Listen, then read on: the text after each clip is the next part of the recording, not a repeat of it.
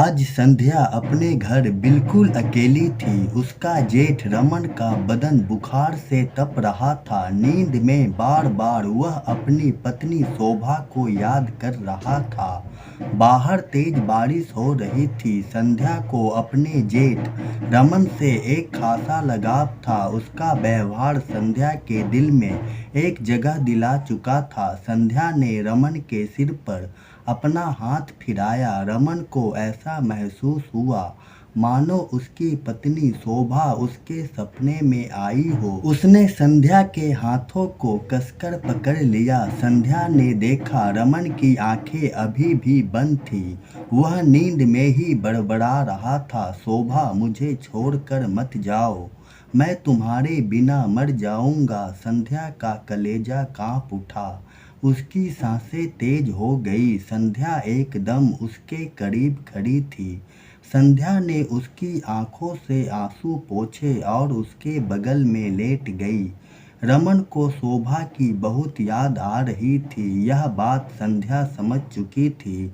बगल में लेटते ही वह उससे लिपटता चला गया। संध्या बस अपने जेठ को ही देख रही थी। रमन के दुख से सबसे ज्यादा दुखी संध्या ही थी। उसकी पीड़ा को समझते हुए उसके दिल में जमा प्यार अब बाहर आने लगा। रमन ने एक एक करके उनके बीच पड़ने वाली हर दीवार तोड़ दी। संध्या परत दर परत प्याज के छिलकों की तरह खुलती चली गई। उसके हाथ संध्या के जिस्म को सहलाने दबाने लगे। इसके बाद संध्या की कोमल अंगुलियों की छुअन रमन को अपनी पीठ पर मिलने लगी थी।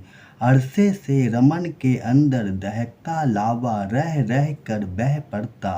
एक दो तीन न जाने कितनी बार रमन अपना सब कुछ संध्या पर लुटाता रहा।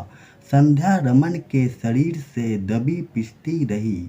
सुबह की रोशनी कमरे में आई तो रमन की चेतना लौटी। उसे अपनी बाहों में कैद किसी असली औरत की देह महसूस हुई। चौंक कर देखा तो उसने संध्या को ही अपने आगोश में ले रखा था। संध्या आजाद होते ही वहां से चली गई और इस तरह दिखावा किया जैसे कुछ हुआ ही नहीं हो।